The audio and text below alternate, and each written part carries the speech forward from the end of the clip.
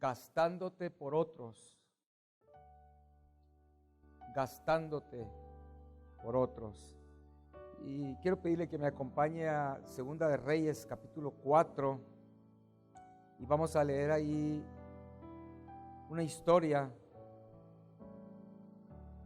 donde aparece uno de los milagros de Eliseo.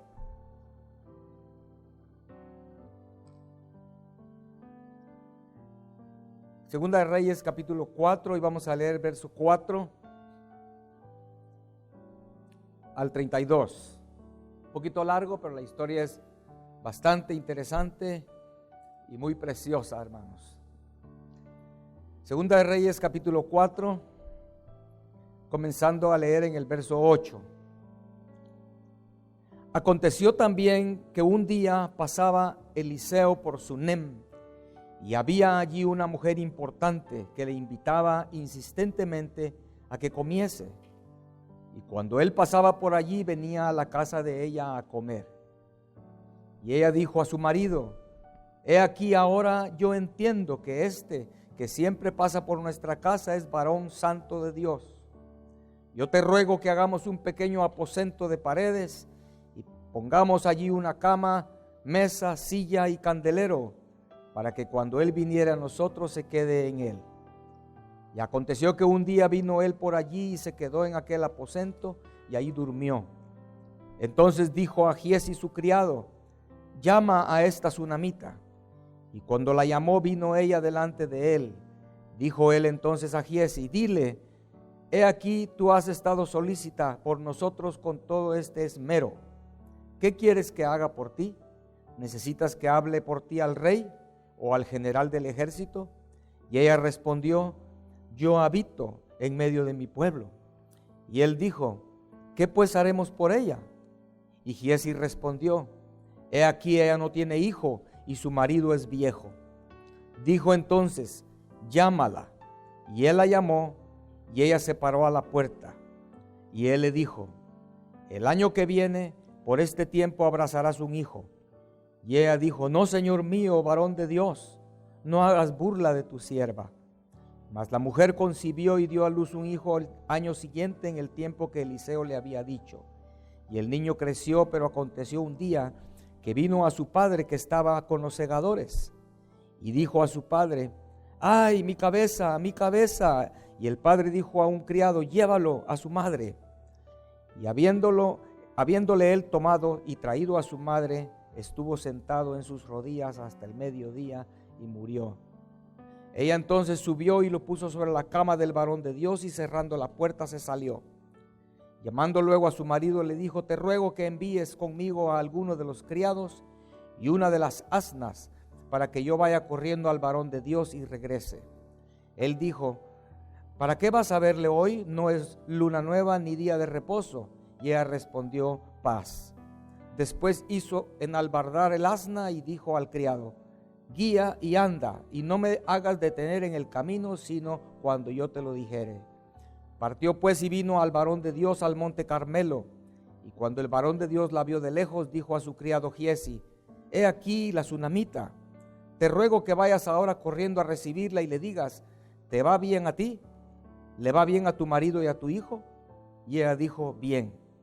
Luego que llegó a donde estaba el varón de Dios en el monte, se asió de sus pies, y se acercó Giezi para quitarla, pero el varón de Dios le dijo: déjala, porque su alma está en amargura, y Jehová me ha encubierto el motivo, y no me lo ha revelado.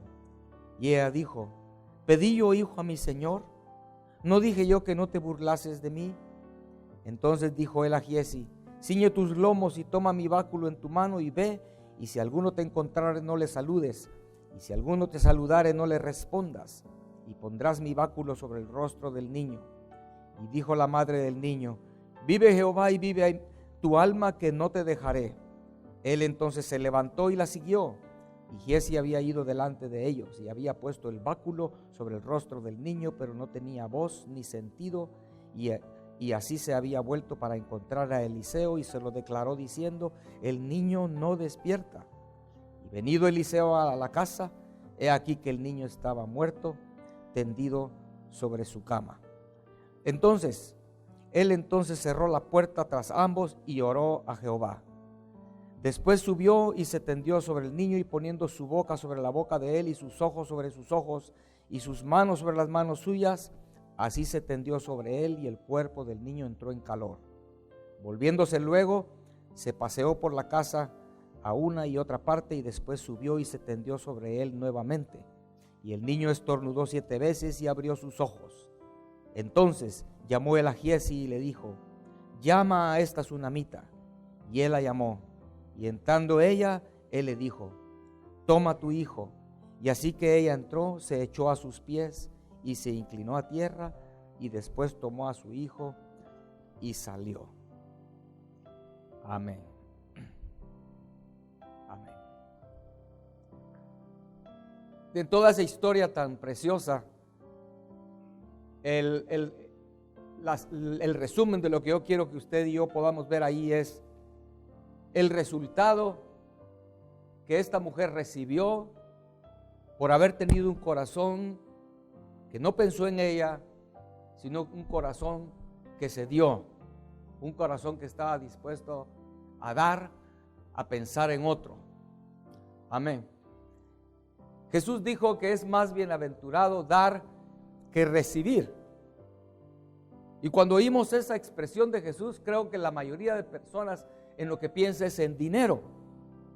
Pero hermanos, es mucho más que dinero a lo que el Señor se refiere cuando Él habla de es más bienaventurado dar que recibir. Está hablando de gastarnos, no solo nuestro dinero, sino gastarnos nosotros mismos por otros. Amén. Esta historia, este milagro, donde ella lo que recibe al final es ver la vida de resurrección, recibir su hijo por resurrección, es la meta del cristiano. Creo, hermanos, que la aplicación tiene varias aplicaciones. La Biblia tiene muchas enseñanzas. Yo diría que la enseñanza más importante en esta historia es cuando nosotros le preparamos al Señor un aposento y le preparamos al Señor una morada y nos gastamos nosotros dándole al Señor lo que Él anhela, una mesa donde le ponemos alimento, le ponemos alabanza, una adoración en espíritu y en verdad, de lo que habla poner una mesa para el Señor. Ponemos una cama donde el Señor pueda encontrar reposo, donde el Señor pueda habitar en nuestra propia vida, en nuestra casa. Creo que esa es la aplicación primaria de esta enseñanza. Y a través de nosotros darnos así al Señor, prepararle a Él una morada, muriendo nosotros vamos a recibir la vida de resurrección. Lo mismo sucedió con la viuda de Elías. ¿Recuerda de la viuda de Sarepta? También esta viuda, dice la escritura, que ella no tenía, apenas le quedaba un poquito de comida para comerla a ella y su hijo y morir. Pero ella estuvo dispuesta a darle primero al profeta. Y a través de eso, también ella recibió vida de resurrección. Recuerdan que también su hijo fue resucitado por Elías. De la misma manera, Elías también se acostó sobre el niño, lo mismo. Sus manos sobre sus manos, etc. El mismo milagro. Como producto de ella no haber pensado en sí misma. Esta tsunamita pudo haber sido una mujer amargada porque no tenía hijo, pero no, ella cedió y recibió la vida de resurrección. Lo mismo podemos encontrar en la vida de Ruth. Ruth pudo haber también ella pensar en sí misma, en su futuro, en su felicidad, pero no, ella cedió por su suegra Noemí. Ruth se gastó, digámoslo así, ¿verdad? Se entregó todo lo que ella tenía, que tal vez físicamente no tenía, materialmente no tenía mayor cosa, pero sus fuerzas, lo que ella era, todo se entregó por Noemí. Y también a través de Ruth nace el Hijo de Dios, en figura, ¿verdad? Recordamos la descendencia de Jesucristo viene a través de Ruth. Pero hermanos, yo quiero ver otra aplicación. Creo que esa es la aplicación primaria, pero creo que también se puede aplicar a darse uno por otros. Porque cuando nosotros nos damos por otros, estamos dándonos por el Señor. ¿Recuerdan? Él dijo: por cuanto lo hiciste a uno de esos pequeñitos míos, a mí lo hiciste. O sea que la aplicación es bíblica. Que nosotros pensemos que aquí lo que esta mujer de Sunem está haciendo es darse por este hombre desconocido. Sunem significa reposo.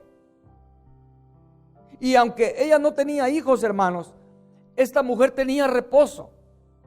No era una mujer loca, era una época, hermanos, donde una mujer que no tenía hijos sufría oprobio. Una mujer sin hijos en aquella época sufría hasta burlas, críticas. Quizás pensaban, tal vez por algún pecado es que Dios le cerró la matriz. Pero eso no fue suficiente para que ella viviera enconchada, digamos así, encerrada en sí misma, pensando solo en sí misma, pensando en su desgracia, y por lo tanto la gente así se vuelve amargada, de mal carácter. Pero no, la Biblia dice aquí que ella no era así. Tanto que cuando el profeta le dice a través de su siervo Giezi: ¿qué quieres que haga por ti? Yo puedo hablar con el rey si quieres algo, o con el general del ejército. Si hubiera sido una mujer tal vez de esas que piensan en sí mismos, seguramente hubiera tenido algunos cuantos enemigos, ¿no? La gente que piensa en sí mismo siempre tiene enemigos. Gente que le cae mal, gente con la que está peleando, gente con la que no se habla, gente con la que...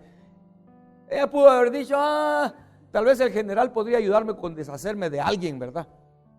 No, ella responde de una manera: yo estoy bien, aquí yo estoy tranquila habitando en medio del pueblo, de mi pueblo. Ella muestra que ella está conforme, aunque era estéril, aunque no tenía hijos. Amén. Ella tenía un corazón dadivoso, compasivo, misericordioso, benevolente. Por eso es que ella pensó en edificarle a Eliseo un aposento. Amén. La Biblia nos dice a nosotros, hermanos, que busquemos primeramente el reino de Dios y su justicia. Amén. Todos habíamos oído ese verso, ¿no? Buscad primeramente el reino de Dios y su justicia. Pero hermanos, lamentablemente lo queremos todo espiritualizar tanto que nos olvidamos que estamos sobre esta tierra donde Dios nos tiene con algún propósito. Entonces, cuando el Señor dice: buscad primeramente el reino de Dios y su justicia, yo quiero que miremos el contexto en el que Dios dice eso, el Señor Jesús, en Mateo capítulo 6. ¿En qué contexto el Señor dijo eso? Mateo 6, verso 31 al verso 34. No os afanéis, pues, diciendo: ¿qué comeremos? ¿O qué beberemos? ¿O qué vestiremos?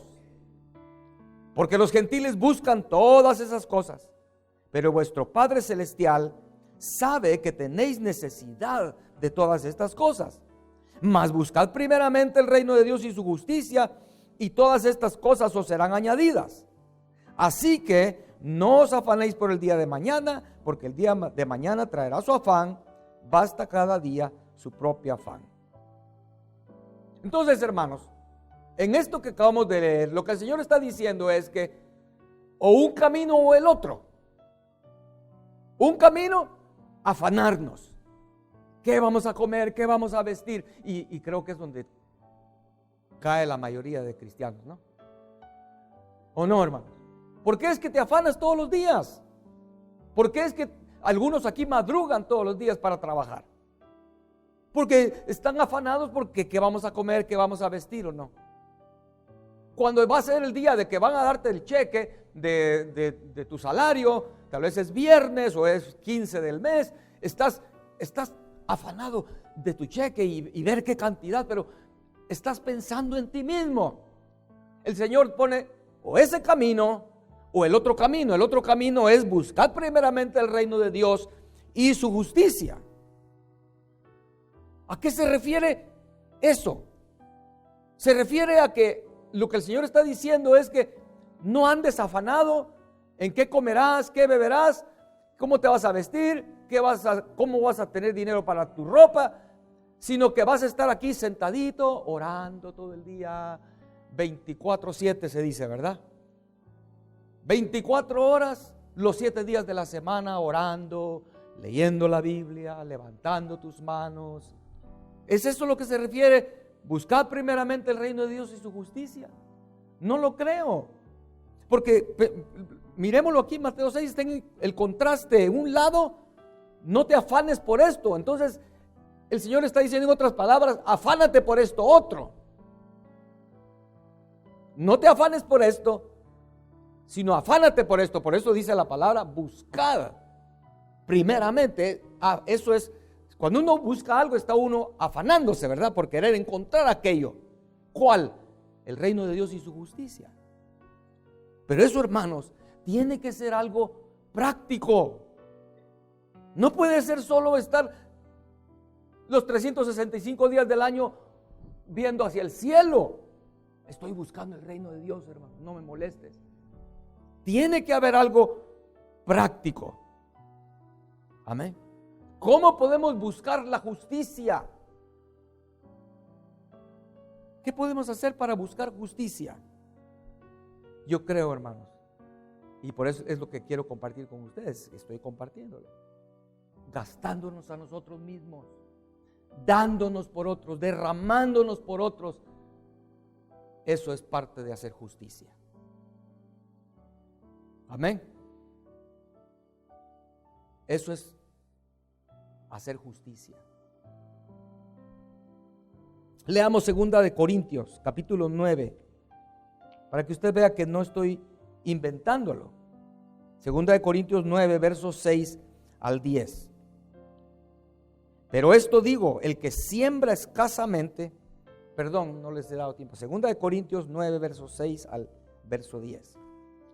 Pero esto digo, el que siembra escasamente también segará escasamente, y el que siembra generosamente también segará generosamente. Cada uno dé como propuso en su corazón, no con tristeza, ni por necesidad, porque Dios ama al dador alegre. Y poderoso es Dios para hacer que abunde en vosotros toda gracia, a fin de que teniendo siempre en todas las cosas todo lo suficiente, abundéis para toda buena obra. Como está escrito, repartió a los pobres, su justicia permanece para siempre. Y el que da semilla al que siembra y pan al que come, proveerá y multiplicará vuestra sementera y aumentará los frutos de vuestra justicia.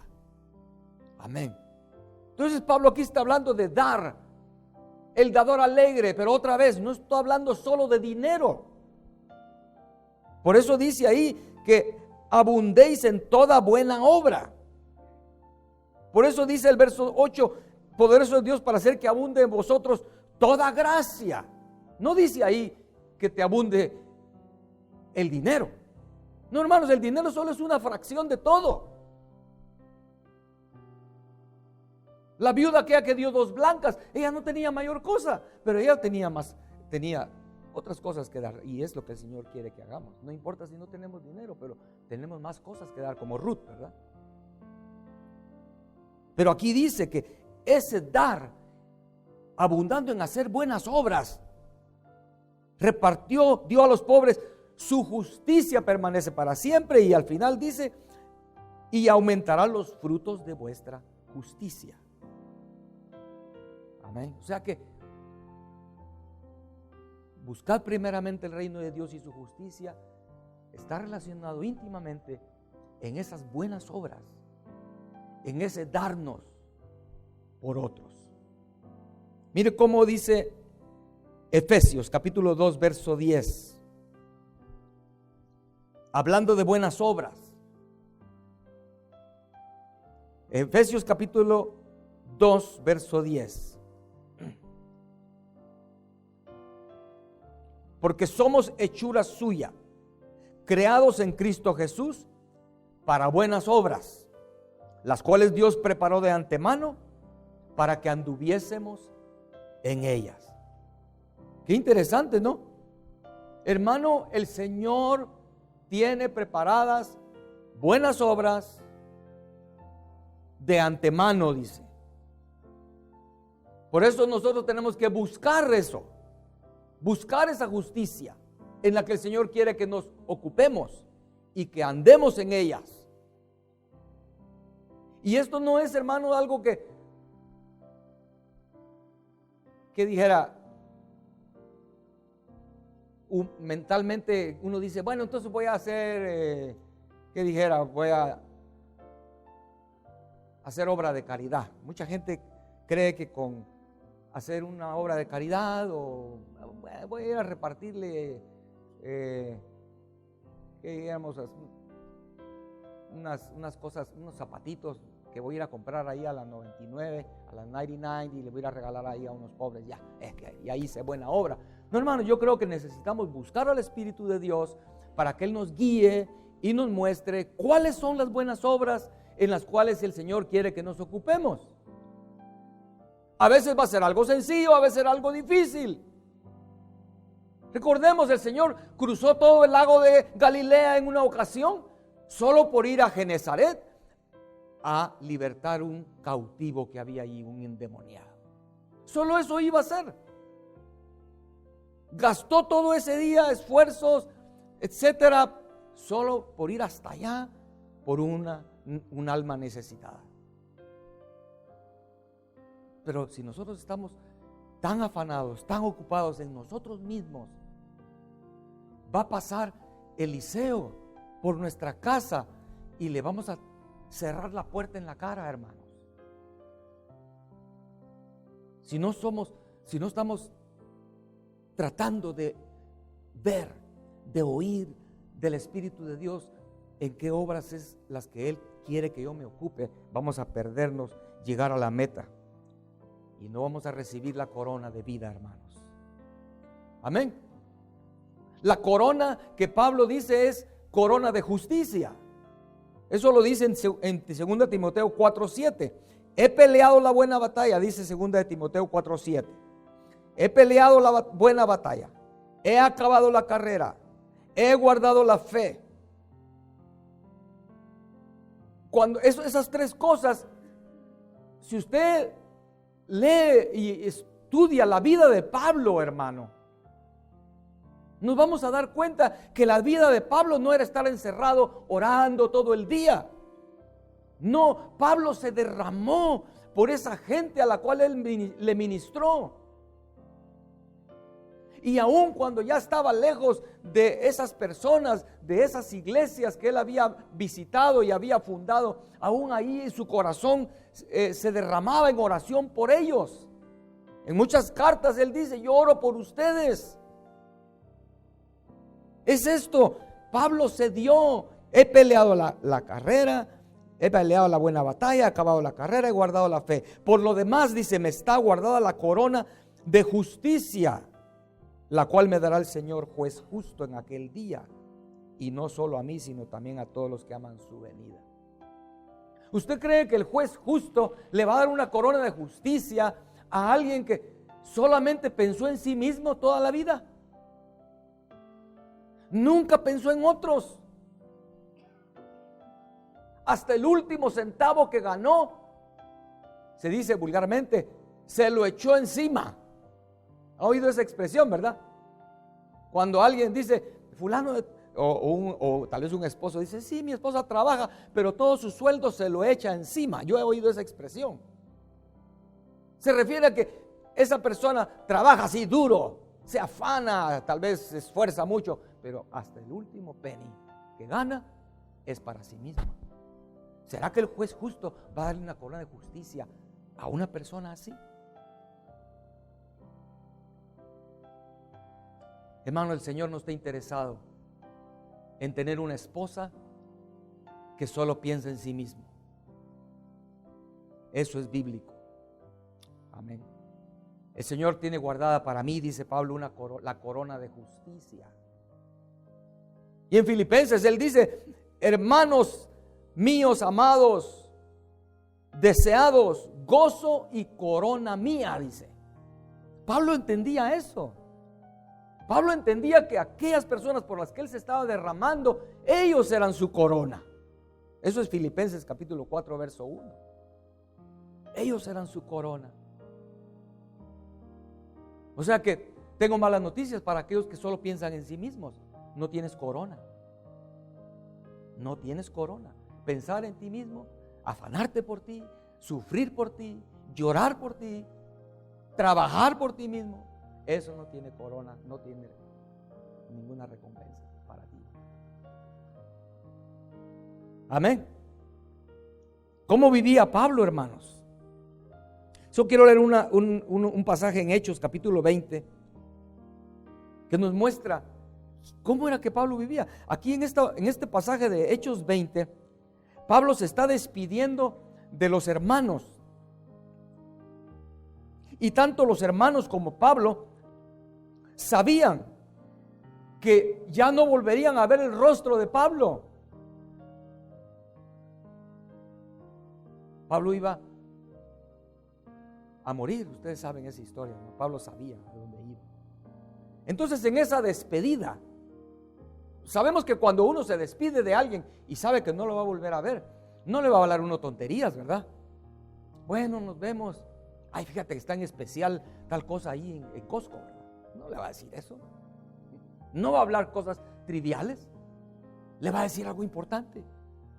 Entonces miremos qué palabras Pablo le dice a estas personas antes de él despedirse de estos hermanitos que no va a volver a ver. Les dice en Hechos 20, verso 32: y ahora, hermanos, os encomiendo a Dios y a la palabra de su gracia, que tiene poder para sobreedificaros y daros herencia con todos los santificados. Ni plata, ni oro, ni vestido de nadie he codiciado. Antes vosotros sabéis que para lo que me ha sido necesario a mí y a los que están conmigo, estas manos me han servido. En todo os he enseñado que trabajando así se debe ayudar a los necesitados y recordar las palabras del Señor Jesús, que dijo: más bienaventurado es dar que recibir. Cuando hubo dicho estas cosas, se puso de rodillas y oró con todos ellos. Entonces hubo gran llanto de todos, y echándose al cuello de Pablo le besaban, doliéndose en gran manera por la palabra que dijo, de que no verían más su rostro, y le acompañaron al barco. Interesante que en las últimas, el último consejo que Pablo les está dando a ellos, ¿verdad?, es este: yo les he enseñado que trabajando así, esforzándote, sí, porque cuando el Señor dice no os afanéis por qué comer y qué vestir, no está diciendo que entonces nos hagamos los haraganes, entonces no trabajemos. No, trabajando así, dice, pero dice allí, debemos así ayudar a los necesitados. Pero tal vez estamos muy ocupados que no vemos a los necesitados. No los podemos identificar. Tantos que esperan, dice el coro, ¿verdad? Muchos. Hay heridos, oprimidos, quebrantados, necesitados. La justicia más grande que podemos hacer para con uno de esos necesitados es darle las buenas nuevas, hermanos. Pero tú y yo no podemos darle las buenas nuevas a una persona a la cual, como dice Santiago, le puedes decir: ay, tienes frío, ¿verdad? Ay, pobrecito, bueno, que te vaya bien, y sin hacer nada por él. Tal vez darle nuestro propio saco, hacer algo. Amén. El Señor Jesús sí dijo estas palabras: más bienaventurado dar que recibir. Bueno, yo las buscaba, pero exactamente no las dijo así. Pero el mismo escritor de Hechos escribió el Evangelio de Lucas, ¿verdad? ¿Recuerdan? Lucas escribió Hechos. Lucas dijo aquí que el Señor dijo eso. Más bienaventurado dar que recibir. Entonces en Lucas, en el capítulo 5, el Señor Jesús dice esto. Verso 35 al final, al 38. Lucas 35, 35. Amad pues a vuestros enemigos y haced bien y prestad, no esperando de ello nada. Y será vuestro galardón grande y seréis hijos del Altísimo, porque Él es benigno para con los ingratos y malos. Sed pues misericordiosos, como también vuestro Padre es misericordioso. No juzguéis y no seréis juzgados, no condenéis y no seréis condenados. Perdonad y seréis perdonados. Dad y se os dará. Medida buena, apretada, remecida y rebosando darán en vuestro regazo, porque con la misma medida con que medís, os volverán a medir. Amén. Hermanos, no se trata de salir a repartir así como tirar dulces en una cumpleaños, ¿verdad? Ay, que agarren todos y algunos hasta quedan tirados por allí. Es poner nuestra vida en las manos del Espíritu Santo y que Él nos gaste a nosotros como dinero. Como el dinero que cargamos en la bolsa, usted y yo decidimos qué hacer con ese dinero. Si tú quieres lo puedes gastar en algo bueno o lo puedes gastar en algo malo. De la misma manera, si nosotros decidimos gastarnos a nosotros mismos por nuestras ideas, vamos a equivocarnos, pero que el Espíritu Santo nos tome y nos gaste por otros. Todos los discípulos del Señor Jesús aprendieron esa lección y todos se gastaron igual que su maestro, porque el Señor Jesús fue el primero, hermanos, que se gastó por nosotros. Amén. Amén. Recordamos que la madre de los hijos de Zebedeo, así dice la Escritura eso, era Juan y su hermano. Ella llegó con Jesús y le dijo: tengo una petición. Dime qué es lo que quieres, le dice el Señor. Yo quiero pedirte que mis dos hijos se sienten al lado tuyo, uno a su derecha, a tu izquierda, en tu reino. Ella se imaginaba a sus hijos con sus coronas, ¿verdad? En un lugar de tanta honra. ¿Y qué es lo que el Señor le respondió a ella? Está en Mateo 20, verso 26 al 28. Lo que el Señor le responde a la mamá de Juan, a los hijos de Zebedeo, cuando ella pide para sus hijos una honra grande. Corona de justicia, ¿no? Jesús responde.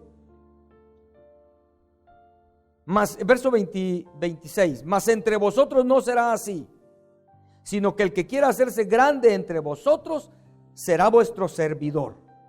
Y el que quiera ser el primero entre vosotros será vuestro siervo. Como el Hijo del Hombre no vino para ser servido, sino para servir y para dar su vida en rescate por muchos. Amén. Y Jesús lo hizo. Él le dio el ejemplo a todos sus discípulos. Él literalmente se dio por todos. Él literalmente se gastó. Primero que era pobre, murió desnudo, ¿no? La Biblia da a entender que Él murió desnudo en la cruz. Qué vergüenza, ¿no? Las imágenes lo ponen con una cubierta, pero era una muerte horrible. Sus vestiduras fueron, y dice que los soldados jugaron a la suerte quién se quedaba con sus vestiduras. Al leer los evangelios podemos ver que gente de dinero, mujeres de dinero ayudaban a Jesús con ofrendas.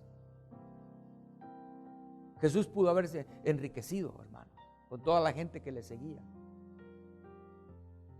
Si Jesús hubiera aplicado las técnicas que algunos ministros utilizan hoy, ¿verdad? No es broma. Es triste, pero muchos ministros evangélicos utilizan técnicas de mercadotecnia, utilizan técnicas de publicidad para hacer crecer su ministerio, para enriquecerse a sí mismo. ¿Jesús pudo haber hecho eso? ¿O no? Jesús pudo haber dicho: vengan a el gran seminario que voy a dar en el monte de las bienaventuranzas, ¿no? Y sacar volantes y cobrar la entrada, ¿no? Pudo haber hecho algo así. Pero a pesar de que mucho dinero pasó por la bolsa que llevaba Judas. La Biblia dice que Judas sacaba dinero de la bolsa porque era un ladrón. Pero el Señor acostumbraba a decirle: Judas, acabamos de pasar por tal lugar, ¿te diste cuenta que había ahí un ciego? Por favor, llévale una ofrenda de tanto.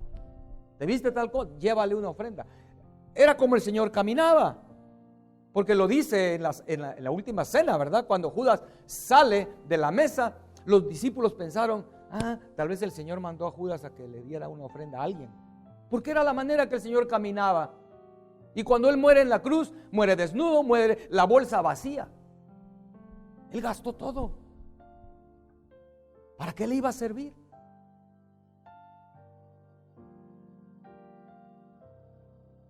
¿Alguna vez usted ha visto oro enmohecido? Pero la Biblia dice eso. En Santiago habla de que esas personas que acaparan y acaparan, su oro se va a enmohecer. Imagínese, hermano, partir de este mundo con mucho oro y no te puedes llevar nada y no hiciste, no regalaste ni un centavito, no te esforzaste por nadie. El Señor se gastó hasta la última gota de sangre. Él derramó hasta la última gota de su sangre, de su vida. Amén. O sea, hermanos, yo creo que una de las cosas importantes de hacer justicia es derramarnos por otros. Amén. Pongámonos de pie, hermanos, por favor.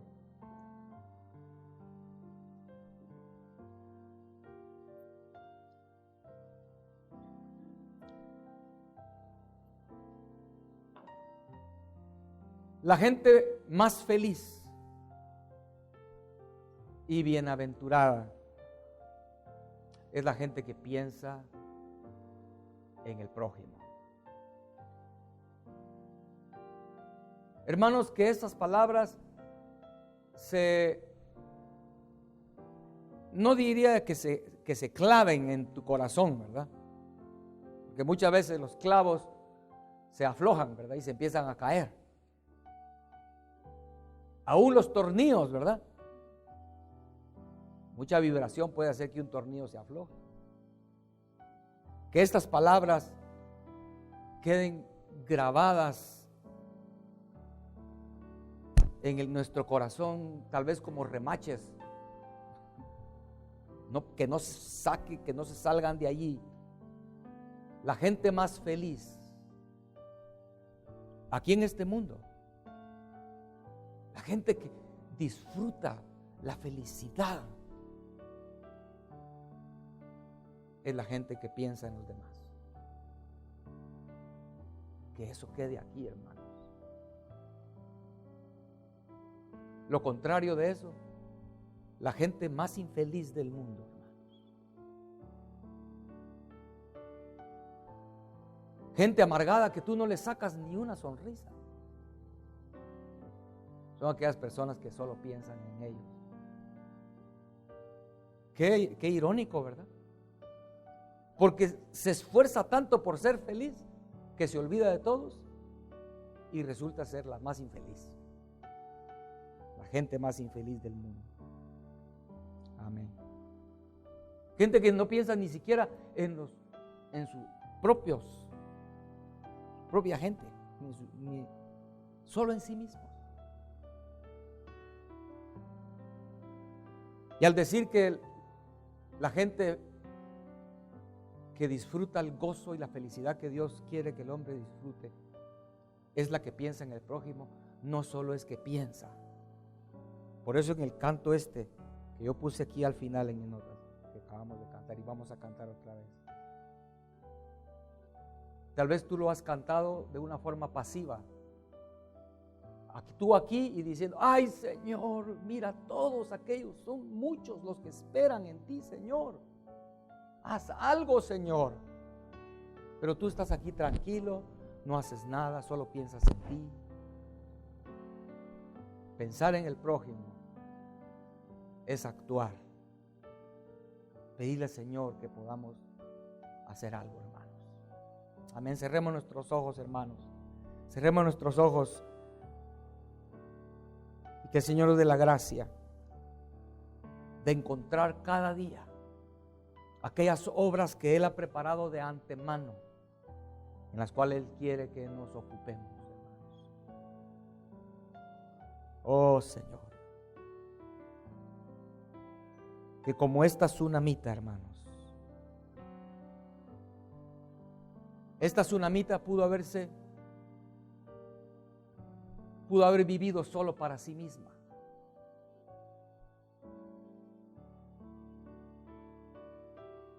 Pero ella no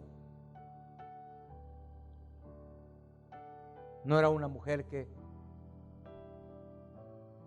se quejaba de su esterilidad. Ella decidió pensar en los demás. Oh Señor. Señor, en esta tarde, danos la gracia, Señor, para ver tantos que esperan el mover de tu Espíritu Santo, esperan un milagro, esperan que pase algo en sus vidas porque están oprimidos, quebrantados, heridos, en prisiones de oscuridad, pero que no los veamos solo de lejos. Señor, por favor, Espíritu Santo, tómanos en tu mano como dinero y gástanos por ellos. Que podamos encontrar esa fuente de gozo y felicidad como lo hizo tu Hijo Jesucristo.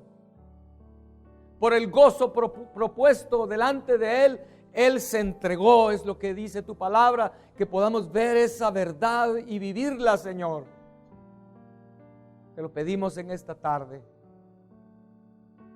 Señor, ministra en este momento.